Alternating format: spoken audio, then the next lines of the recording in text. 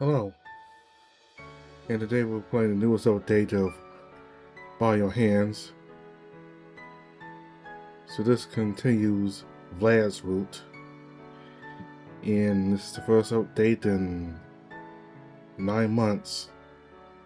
The last one was in April, so we're in a new year, and this is the newest update here, and we're gonna go ahead and continue with Vlad's route.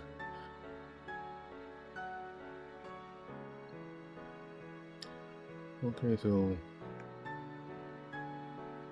I did this new update last month, but apparently I didn't like the way the sound was. The music was too loud, and I forgot to turn it down. Plus, I didn't have the microphone close enough to me for my voice to be loud enough. So, a combination of things. So I'm actually doing this over again. This is the reason why you see this save here, because it's the first time I did it. So I'm gonna go back and do it again.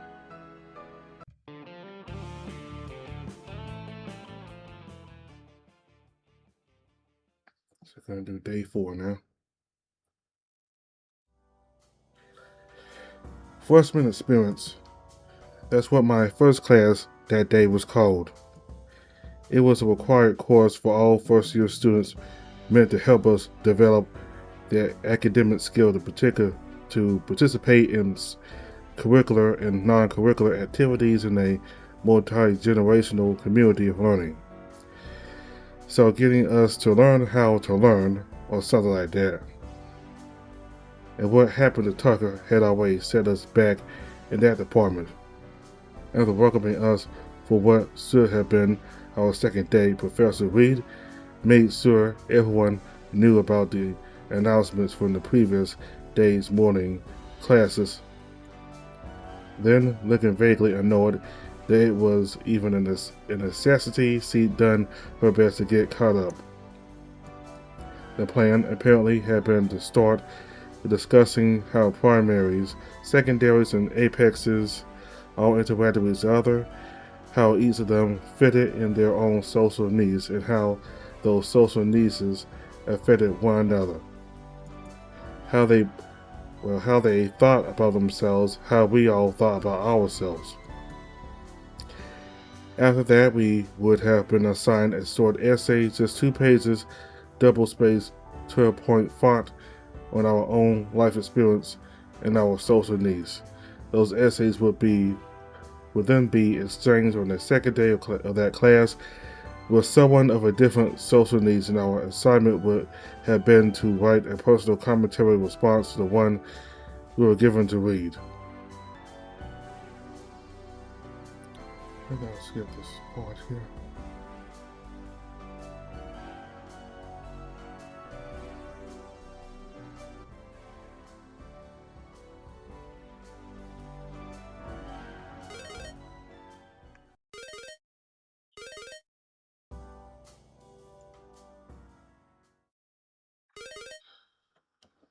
Hey, just checking in.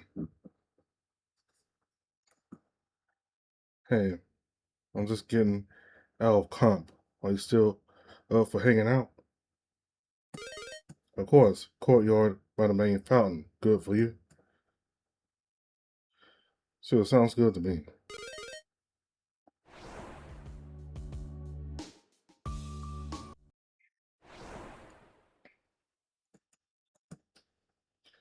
Rex, hello. Come in, Rex. I did not let out a quiet yelp as I was jerked out of my thoughts. Connor was staring at me, brow furrowed, in confusion and concern. The rooster slowly pulled his hand away from my face and lowered it to his side. You good, man? Yeah, just, thinking. Well, you should probably watch where you're going. Almost walked right into the mountain.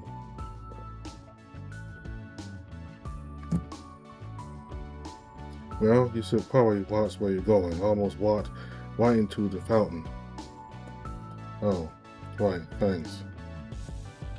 Alright, seriously, what's going on?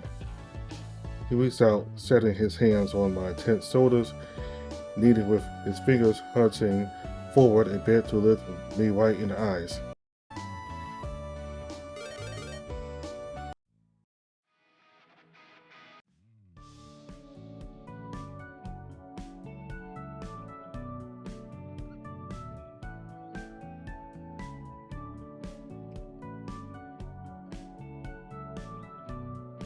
What? You guys need help at work? I mean, you were just talking about how busy you guys are. Just started out college and already looking for a job, huh? Well, the rooster elbowed me in the side with a smile. Might be a good excuse to get you out of the lab and out in the real world. You think your dad would be alright with that, huh? I mean, he's letting me attend college and work on my socialization. Some work experience will also, will go along with that. I turned to Connor, and hey, it might even give us a chance to hang out more.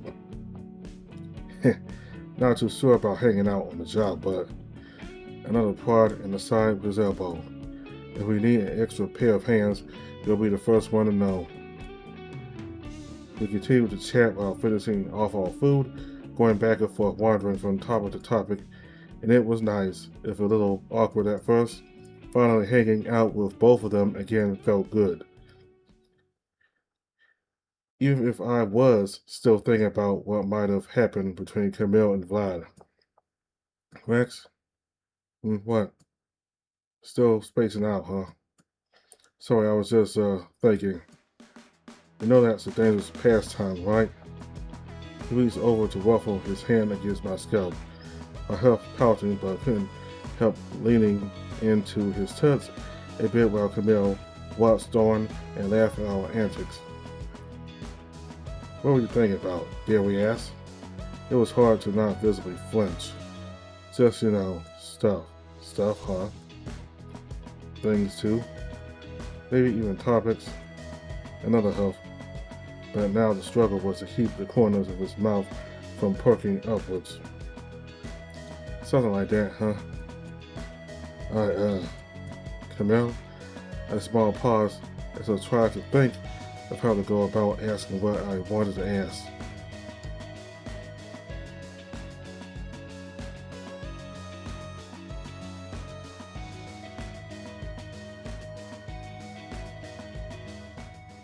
Stern but empathetic, it would probably be better to be diplomatic, right?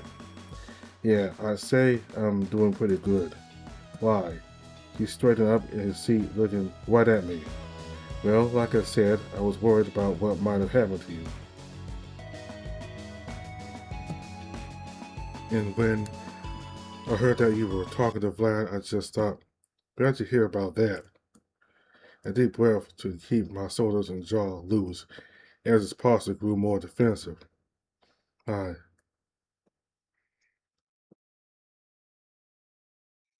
Vlad kind of told me when I was freaking out about it earlier.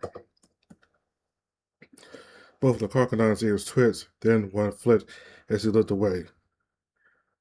Why am I not fucking surprised? Connor was looking back and forth between the two of us while sipping on the last of his drink. He seemed to hesitate before clearing his throat to break the tension. Who's Vlad? Oh, he's someone I've been hanging out with this week. Ah, that Volza guy. Yeah. Do you know him too? I swear, and then another sip. I've seen him around. Cool. Anyway, when I looked back over at Camille, he was kneading the space between his eyes with a thumb and a forefinger. I don't want to pry, I'm just curious. And if you and him talking to each other had anything to do with you not texting. It doesn't. I just... A deep breath in and then a gusty sigh out. Fine. If you're so curious, then I went downtown to the masjid yesterday to clear my head, and afterwards on the way home another flick of his ear as he hesitated, his fingers digging into his biceps. I stopped by to visit his parents.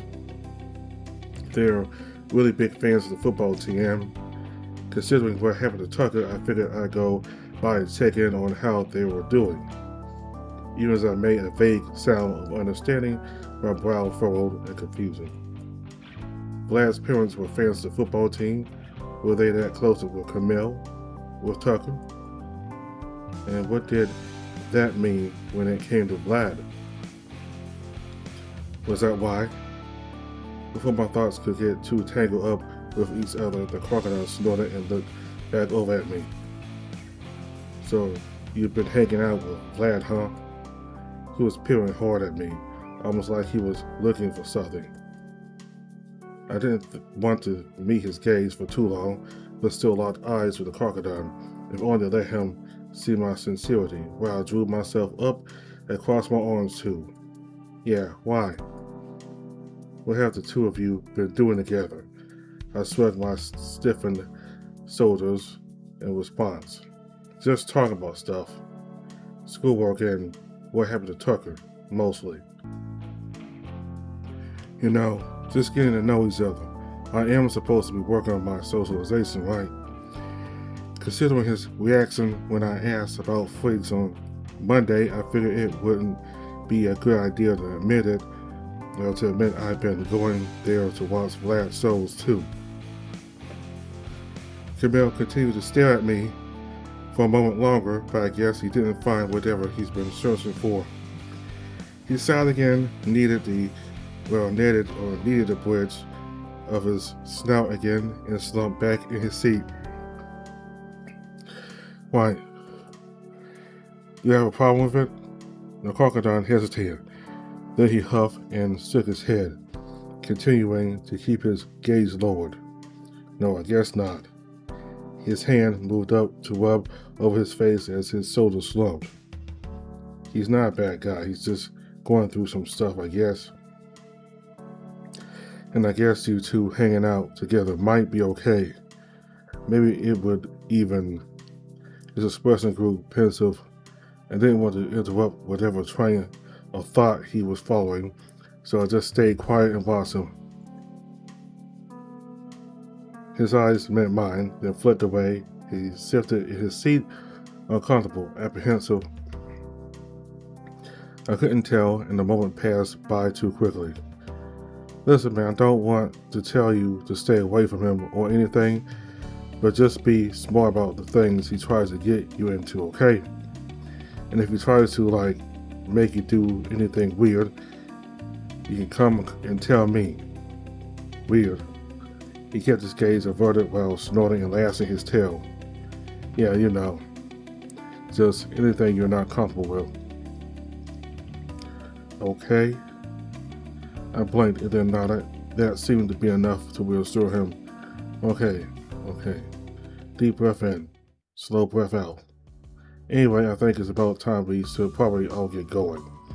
Yeah, I've kind of got to run. My next class is way on the other side of the campus, so... Right, yeah. I'll see you guys later, yeah? Of course. Yeah, later. With that, the three of us parted ways, me and my way to biology lab, then to their own respective afternoon classes. The rest of the day passed pretty quickly. Before I knew it, the time had come once again to head over to the north parking lot.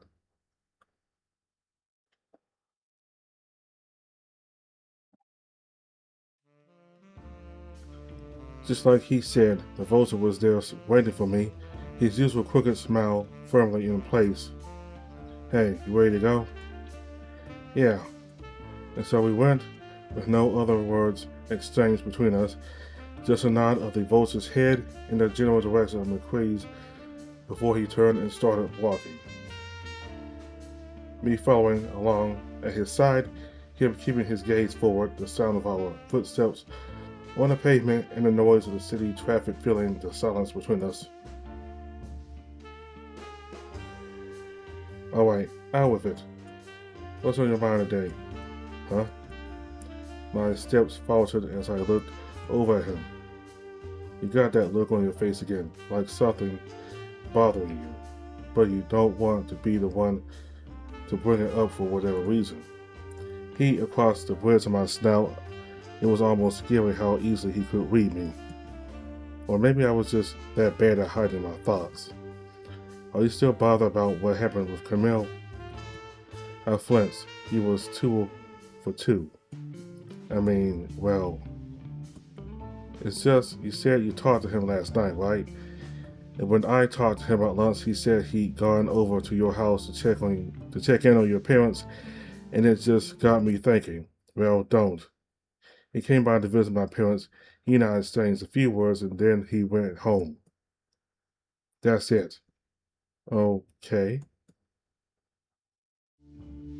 He brushed a hand through his head feathers with a huffed out sigh. Look, just don't worry about it, alright? Alright.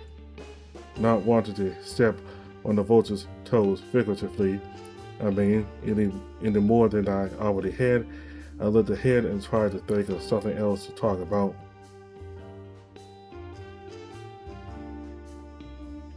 Oh, right. You know how tomorrow's open mic night at Freaks? I'm aware, yeah. Why? Are you planning to put on a show for me and Todd instead of vice versa? Uh-huh. Well, not specifically for you guys, but but really like it if you could watch and tell me how I did afterwards. Wait, what?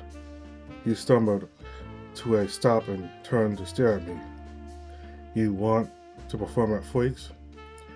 Well, yeah, that's not a problem, is it? No, you can do whatever. It's just, do you ever have any idea of what you do or what you want to do?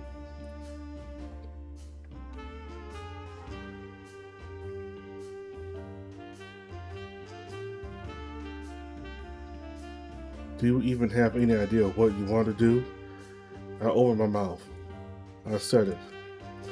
I shifted from foot to foot, dropping my gaze to the pavement and scratching at my nape. It had seemed like such a good idea the night before: social interaction, physical activity, and mental stimulation all in one. Absolutely nothing that Dr. Abraham could object to. Okay, depending on what kind of performance I put on, there'd probably be a lot for him to object to. But as I looked a moment to really think about it, I realized that I didn't really have an idea of what I wanted to do. I'm still in the planning phase. The vulture let out a gusty sigh while kneading the space between his eyes with a thumb and a forefinger. Oh, honey. Fortunately, he didn't let me stew in my embarrassment for too long. With a pat to my shoulder, he began leading me along the sidewalk once more. Well, don't worry too much about it, I guess. It's not really supposed to be this big, rehearsed thing anyway.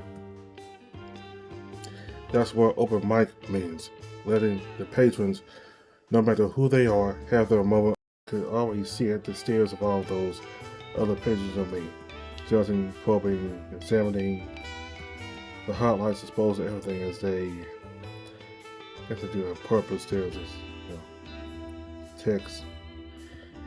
I shook those thoughts off with what I hope he took as just a shudder of embarrassment. You, got any suggestions? I shrugged as he looked ahead. I could think of a few if you're really hurting for ideas. But seriously, don't sweat it. As long as you practice tonight and maybe put some thought into what you want to do for makeup, you should be fine. Alright. With that reassurance hanging in the air between us, we left that matter alone.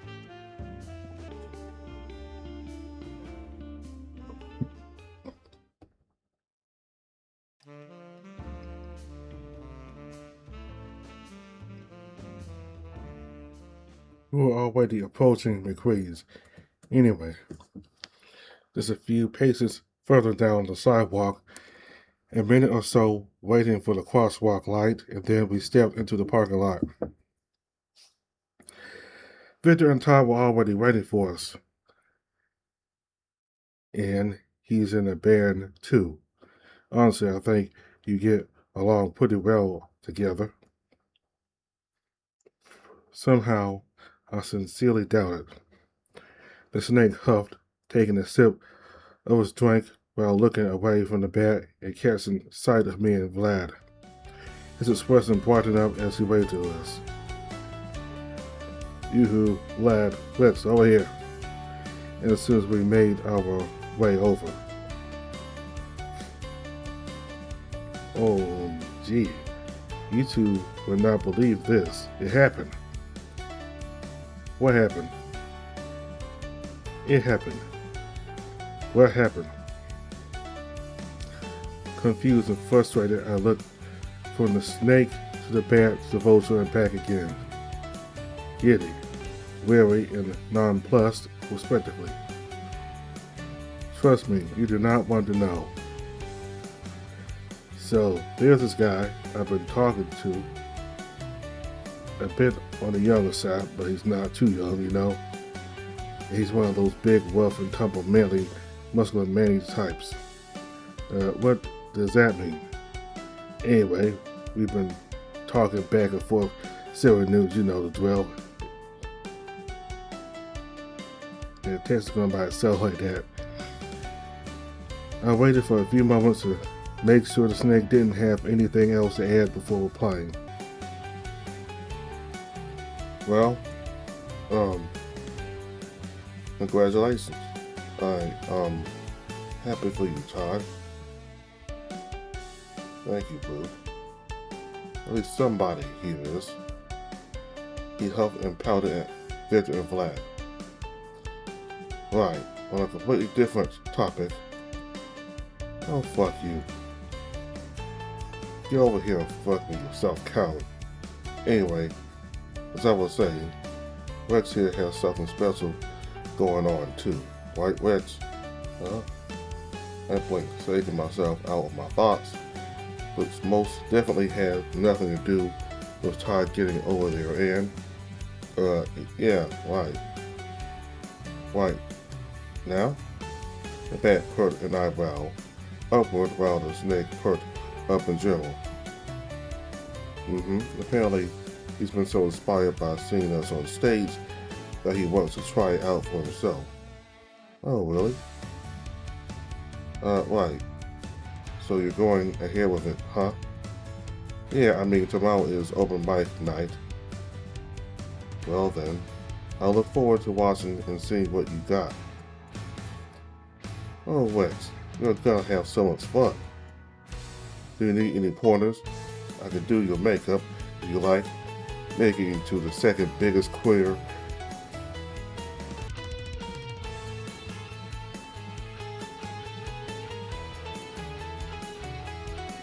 Do you need any pointers?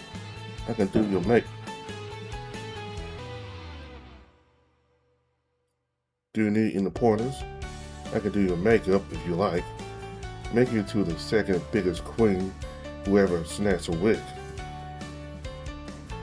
What song are you gonna do? Some Madam or one of Vladdy's soul tunes?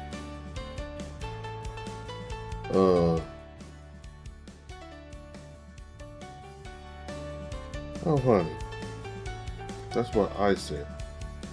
It was my turn to huff and glare, but not pout at the three other animals in turn. Alright, I get it. I'm already gonna spend the rest of the night practicing. I just need to pick out a song. Vlad chuckled in response while Todd suppressed a hissing giggle. Well, what kind of music are you into?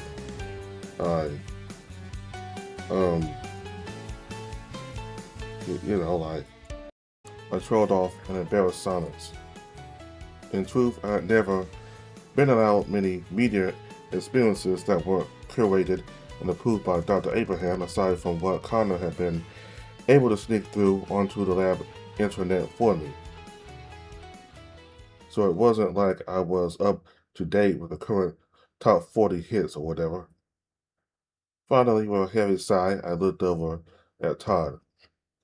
Do you really think I could pull off Madam? Madam melts a lot.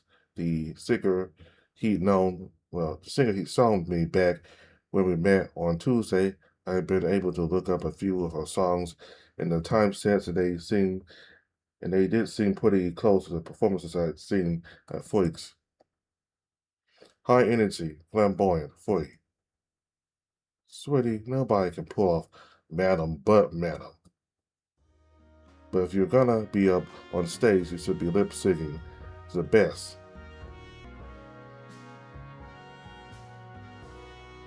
Lip sync? Yeah. What you did and what you didn't think.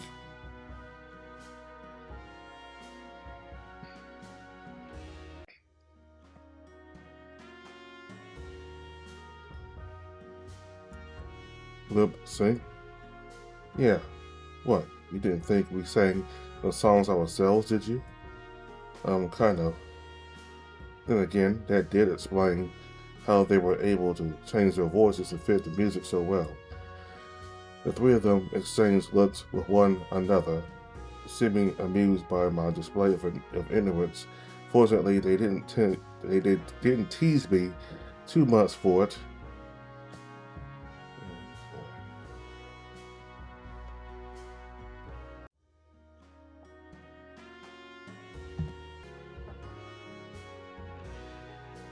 But if you're gonna be up on stage, you should be lip syncing to the best. But if you're gonna be up, but if you're gonna be up on stage, you should be lip.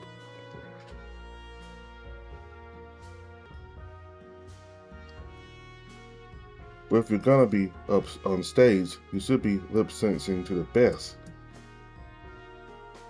Lip sync. Yeah. Well, you didn't think we sang the song ourselves, did you? Kind of. Then again, that did explain how they were able to change their voices to fit the music so well. The three of them exchanged looks with one another, seeming amused by my display of ignorance. Fortunately, they didn't tease me too much for it. Instead, Todd pulled out his phone and pulled up a few songs for me to listen to, while Vlad and Victor went into order for the four of us. It didn't take me long to find one I liked, and then in between bites of greasy burger and sips of sugary soda, the snake and vulture gave me a crash course on lip syncing. It was hard at first to resist the urge to just sing along, even if I was kind of really out of tune, but eventually I got the hang of just mouthing along with the lyrics. That, however, wasn't enough for my tutors. Apparently, the real trick was to act like you were singing without making any noise. That wasn't that way you could put the right emotion into your performance, make the right facial expressions and gestures, engage the right muscles in your throat and diaphragm.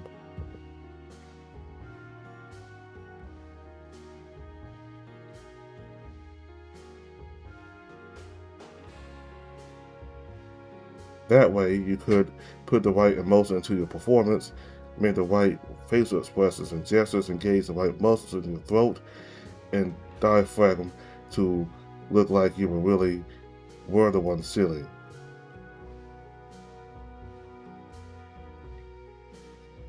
That way, you could put the right emotion to your performance, make the right facial expressions and gestures, engage the right muscles in your throat and diaphragm to look to like you really were the one singing. It felt strange at first, awkward and wrong, but I made my first attempt at it. I like to think I even started succeeding. And I think that's all the time we've got. Are you coming to watch the show again tonight, Rex? I want to, but I probably should keep practicing if I'm gonna be ready to perform tomorrow. Good boy. Practice makes perfect, after all. Want me to drop you off at home before I drop these bozos off at work? After a moment of consideration, I opened my mouth to respond. Actually, there was something I wanted to discuss with Rex in private. And I blinked while allowing it to snap shut. Victor and Todd shared a sideways glance.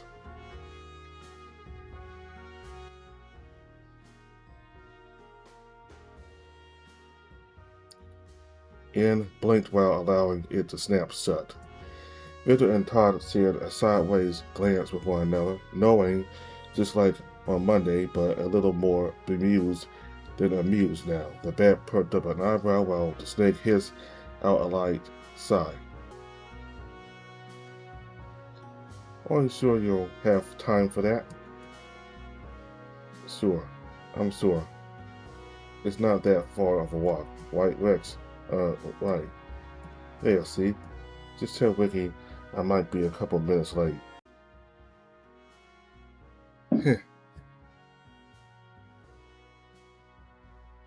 See you guys. I waved to Victor and Todd as they hopped into the Bat's car and headed out, then finished gathering up the trash from our meal to throw away in one of the outside bins. Vlad stayed close as I did so, watching me.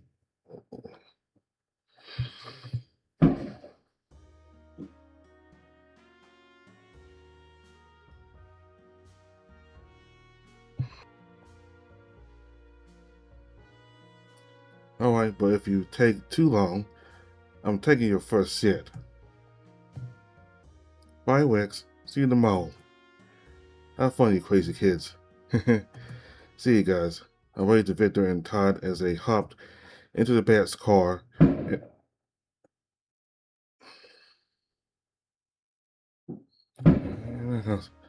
Crackers out here.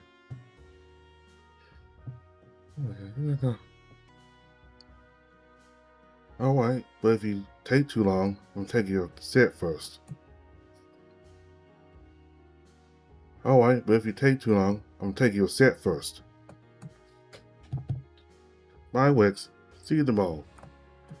Have fun, you crazy kids. Yeah, see you guys.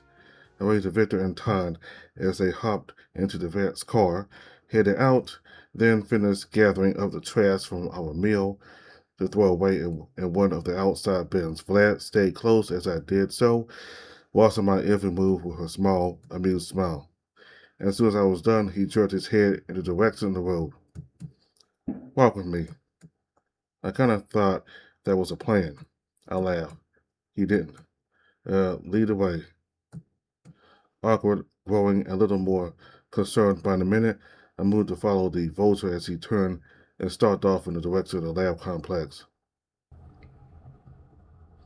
I didn't want to push him or interrupt what he wanted to say, so I just padded along at his side and waited for him to speak up.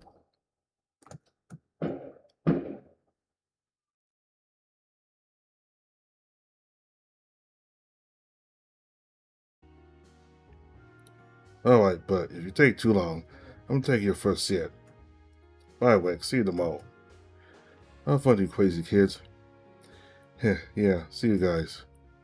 I waved to Victor and Todd as they hopped into the Bat's car and headed out, then finished gathering up the trash from our meal to throw away in one of the outside bins. Vlad stayed close as did as I did so, watching my every move with a small, amused smile. As soon as I was done, he jerked his head in the direction of the road. Walk with me. I kind of thought that was a plan. I laughed. I laughed. He didn't. Lead the way. Awkward, growing a little more concerned by the minute, I moved to follow the vulture as he turned and stalked off in the direction of the lab complex. I didn't want to push him or interrupt what he wanted to say, so I just padded along at his side and waited for him to speak up. And waited. And waited.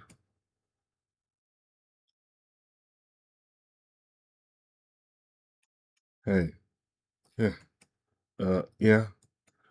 I've been waiting for so long that when the vulture did finally break the silence, it caught me a little off guard. We'd already arrived at our destination by then. I looked over at the gate leading into the lab complex and then back to the vulture, sifted from foot to foot, reached up to scratch at the scales of my nape. What's up? I'm sorry. I blinked, then blinked again. For biting your head off earlier about Camille. Oh. And I blinked a third time for good measure. It's fine, man. Is it, though? I hadn't been expecting that follow-up. I began to respond, but he hesitated. Shifted from foot to foot and scratched at my name. Thought about it. I kind of wish you hadn't, but if me asking about it upset you, then I'm sorry too. Did something happen between the two of you? I mean, not like that. It's just, he always acts really weird around you. Back on Monday, when I first met the Vulture the day before, when we'd gone to interrogate the football team earlier that day during lunch. Anytime the topic of Vlad came up, or whenever they were around each other, there was this tension. And yesterday, when we were talking to the football team, he'd been taking the lead on this whole investigating thing, but all of a sudden wanted me to handle things when we actually got there, like he wanted to avoid the possibility of talking to him yourself, so you aren't as oblivious as you seem.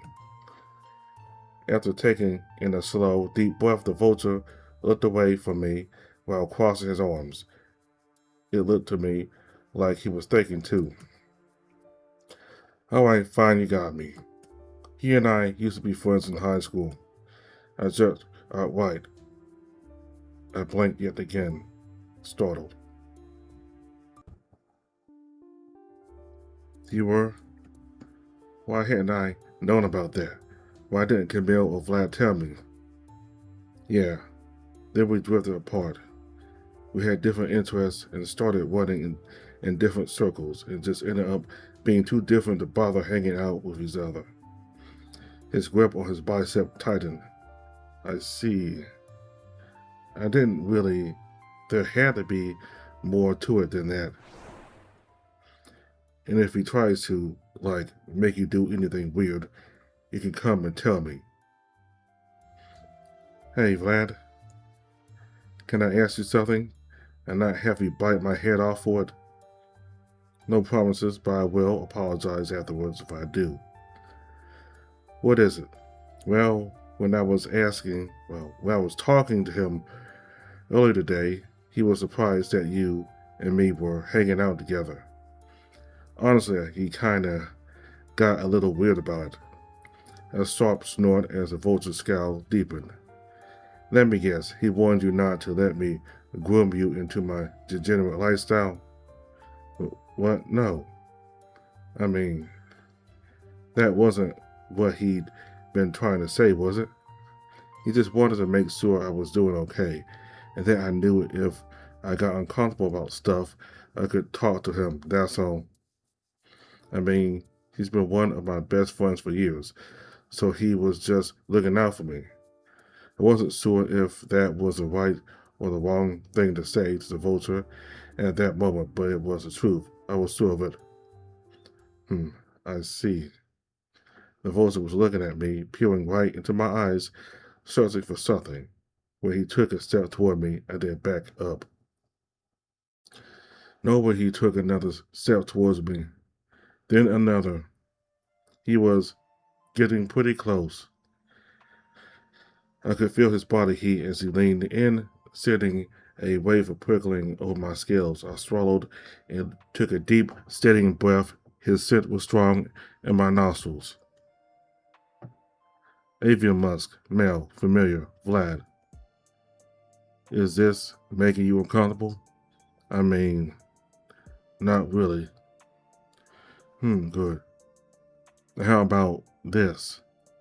He pressed in even closer, his chest right against mine. His beak,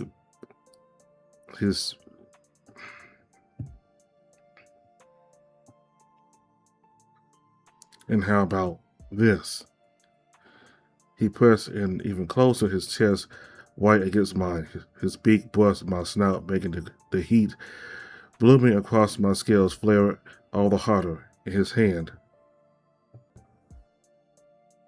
It settled on my hip, gave me a squeeze.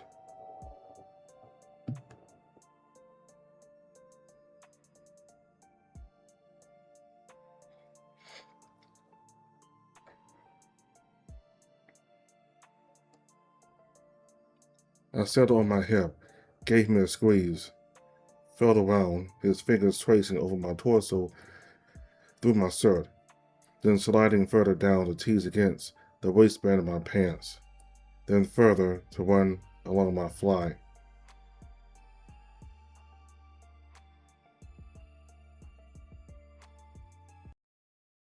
I don't know if I'm comfortable with that. My eyes dart down the road and then over to the lab complex gate. We were out in the open, exposed. Anybody could come by and see us at any moment. And even if my body was responding to the touch and to the other male's proximity very favorably, in fact, it was so unexpected that Vlad immediately pulled his hand away and stepped back to give me space. He looked apologetic as he drew himself up and crossed his arms with a quiet, croaked out cough. And there you go. I didn't try to force anything on you, did I? I guess not, but where did that come from? He shrugged, shifting from foot to foot. It was the first time I've ever seen the short, scrawny, snarky vulture look embarrassed. I just wanted to test the waters. Anyway, if I ever do try to get you into something you're uncomfortable with, you can just tell me. Consent is key, after all. And I'm sorry, by the way. I won't touch you like that again if you don't want me to.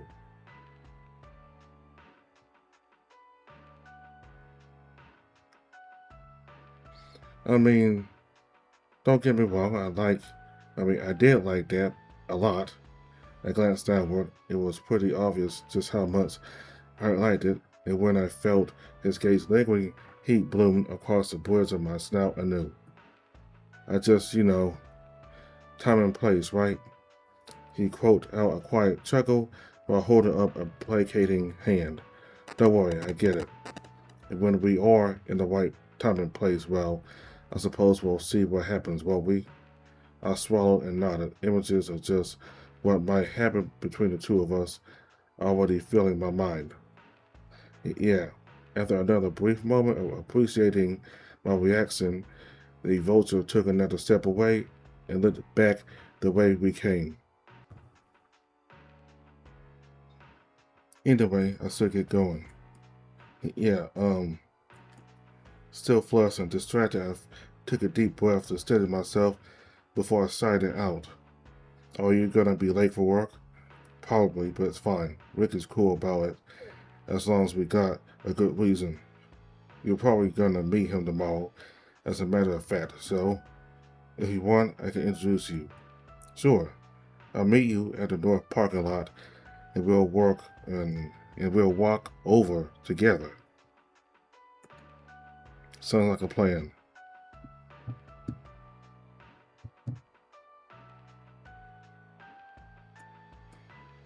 Sure. I'll meet you at the north parking lot and we'll walk over together. Sounds like a plan. Until then, have a good night, Vlad. The vulture had already turned to start walking away, but lifted an arm and gave me a wave response.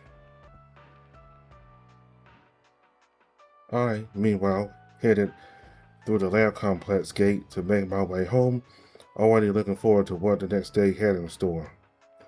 Meeting Vlad and Todd's boss, performing at Freaks, letting the truth of myself flourish. I was anxious, but also really excited.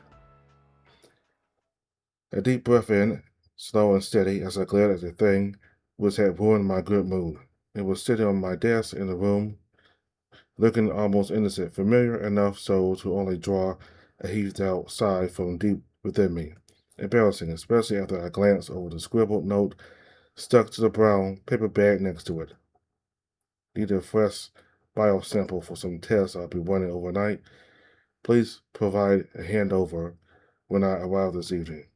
Dr. A. I crumpled up the note and tossed it in the trash, then took a look at the specimen cup to see what kind of sample the researchers need. I got to skip here.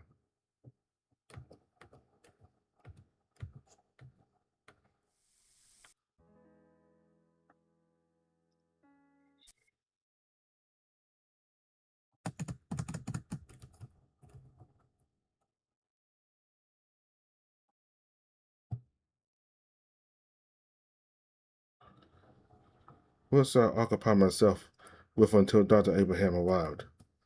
Maybe some studying or some homework could always get started on reading Lucas's essay for that freshman experience assignment, or practicing what I'd be lip singing for open mic night at Freaks. That would probably be best, especially since Dr. Abraham wasn't there to overhear me.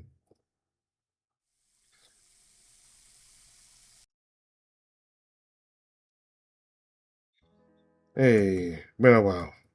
How are things? I've been reading a new book. That's good to hear. This bill adds day 4 of Vlad's route to the game. Vlad might have spilled a bit too much, causing a bit of commotion for West and Camille. Things got sorted out relatively quick, though. No investigating was done. Instead, Rex ended the day by jerking it to Vlad. I say there's no better way to spend your time. So, what's the think of this day? Amazing. I'll make sure to add you to my list. Tell me your thoughts on Vlad. He's certainly unique compared to all the pieces of meat in this game. This darker than Nightbird has certainly taken a liking to you. Good for you. Consider yourself lucky. It's good to be back, especially after the start of the new year. Shelly's sorry for taking so long. He just caught up with a lot of things. Don't worry, his updates should probably be more frequent from now on. The next update should be coming in February. Nemo and Shelly need to take a little holiday break. Happy New Year, by the way.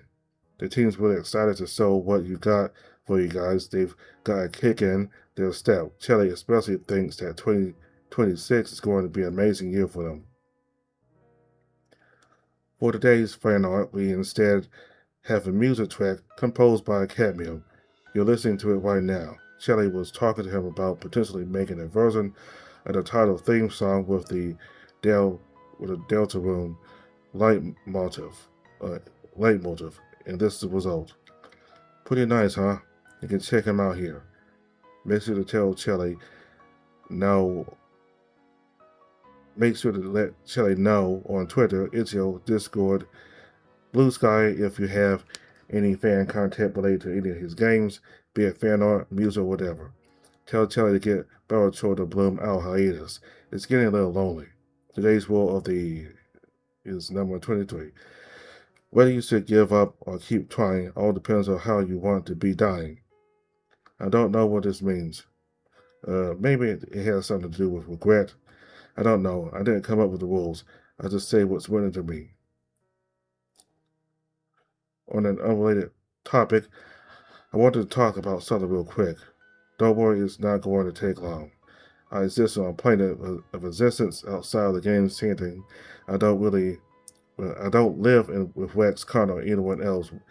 Rather, my existence is temporal and detached from all others, and I'm unaffected by what choices you make in the game. I'm able to remember certain things you've done in the past, but that doesn't really matter because that's what required for my role here. But if I was able to remember things you, the player, had done in the past, while also existing in the game's main setting, then it would seem like I'd be living through new timelines every time you start a new game or save file.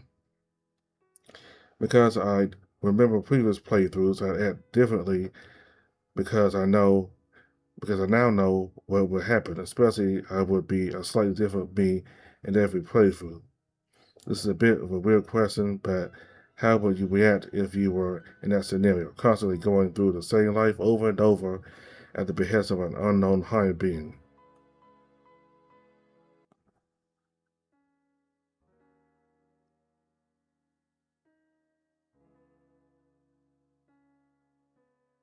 Mm, yeah, Who knows? Maybe I will have given up on life. I don't know.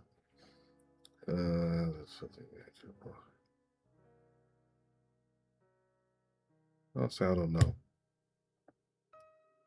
Well, I did spring this question on to you out of nowhere, so don't feel bad for not having a perfect answer. Just wanted us to hear how your response. Hope that wasn't too out of the blue, but hey, you still read it. You still read all of it, so it's probably no big deal. And I'm finished. I'm going to leave things like this. Laters, you sexy peoples. Alright, so that was day 4 for Vlad. So yeah, that was kind of a heavy question he said there at the end. I don't know. I think I might want to do things that I haven't done before. But again, I might want to give up. I might want to give up on life entirely. I don't know. All of those two. But anyway, I'm just gonna leave it at that. I don't know, but it's quite a heavy question. An important question too. So anyway, about Camille and Vlad.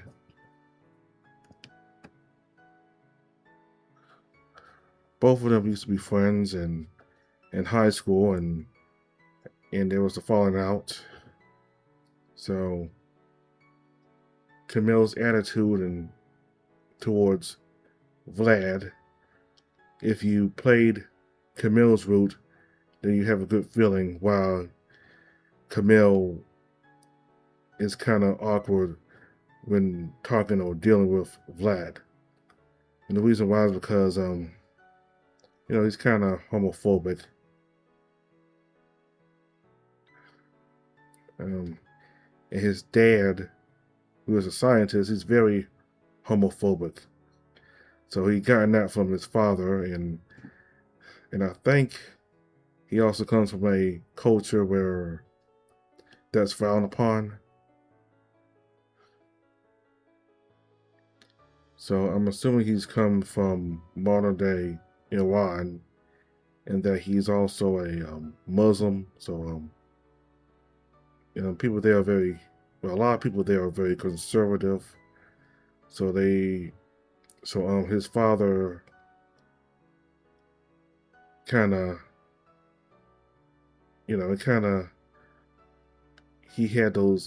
His father has those views against homosexuality, and he spread his views to his son Camille. So that's probably the reason why he's so awkward towards Vlad, because he, not just that, but also because of the kind of person Vlad is. He's kind of like, sexually, very sexual, and he's very provocative. He does. I mean, the way he acts. Well, I don't know if the students on campus saw the type of person he was, like when he's in Freaks, but I'm sure he's done some stuff around Camille, or tried to do some stuff around Camille, similar to what he does in Freaks, like how he kind of gotten a little, you know, intimate with Rex there just now, and as well as him getting really intimate with Rex and Freaks. That scene where he kind of got really close, and yeah. So he just, Camille just didn't like, he didn't approve of Vlad's, kind of, views and the kind of life he wanted to be. He wanted to be free and express himself without being judged. And Camille thinks of that as, he thinks of it as a deviant lifestyle. Like this, these weird sexually crazed people. And I think Vlad might have tried to do some things with I think Vlad might have tried to do some things with Camille too, like he tried to do with Wex just now, and as well as in the as when he was in when they both were in freaks, like doing something sexually, or intimate, and Camille just didn't approve of that. He wasn't down with that. So that's what made them drift apart. Like he's kind of like in the football, and he's kind of like the you know in the sports, like the tough manly type of guy. He's in the sports and all that, and plus he's religious. He wants to he's very dedicated to his religion, like in his route where he wear traditional clothing while he was in the locker room and around the football players. So he's very a devout person, or maybe not really devout, but like he's more dedicated to his faith. And his faith, I'm sure, frowns upon what Vlad does, so he's very much against it. His religion's against it. His culture, I'm sure, is against it. Or at least the culture his father is. Anyway, his mother is dead now, so I don't know how she would have reacted if Vlad, if Camille turned out to be gay. So, anyway, maybe like in the next arc for Camille's, we will figure out. But anyway, back to Camille and Vlad. They just had different interests, and they drifted apart.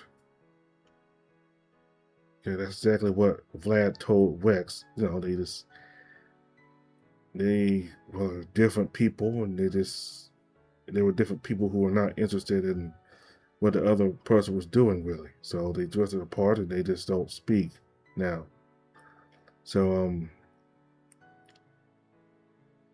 I'm surprised Camille went to his parents' house because you don't really talk with Vlad anymore, but he still talks to his parents because his parents they were big fans of the football team. So he went there to his parents, to Vlad's parents, even though he wasn't really talking with Vlad no more, and they exchanged a few words, and probably like the usual hello, how you been doing, and all that stuff, and that was about it. So hopefully soon Vlad and Camille will have a talk, and they will at least, and hopefully it will result in them coming to some kind of resolution, and maybe bury the hatchet, and maybe even become friends again. But again, that may not happen. But anyway, all right. So there was a brief little scene, like where I was skipping all the stuff that you see in the other routes. Like you got stuff that that are all the common stuff in the route, like the university scene and all that. And we meet Tucker. Not Tucker, not Tucker, but we meet Connor in the university, in the campus, and that's for every route. Every route, all routes have certain scenes that are used for all routes, and then you got scenes that branch apart, in each separate route. So you got common text and scenes like the Rex being a university and doing the assignment, and I'm talking with other students about the murder, and then he meets with Connor, and then later on, whichever route we're on, he goes that specific person, and the story branches out. It's different. So I was skipping I was skipping Connor's part. Vlad called Wex and asked if he could meet him in the parking lot. He said yes. He said he'll see him then. And Rex agreed and said goodbye. And he talked with Connor some more. And apparently Connor doesn't know Vlad. So he doesn't know Vlad. So anyway, they kept, both of Rex and Connor kept talking. And later on, he met um, Vlad in the parking lot like he said he would. So, yeah. All right, so I like what he said at the end there. The creator said that there will be no update in February. So just ignore what he said at the end there. There'll be no update for February. There'll probably be one for March. So that's a couple months away at least. So hopefully updates will be a little more more common and more often. The creator did say he was gonna try to do bi-monthly updates, so every 2 months. So yeah, instead of the every single month that he used to do over a year ago. So all right, so that was day four for that was day 4 for Vlad. Thank you all very much for watching. Goodbye.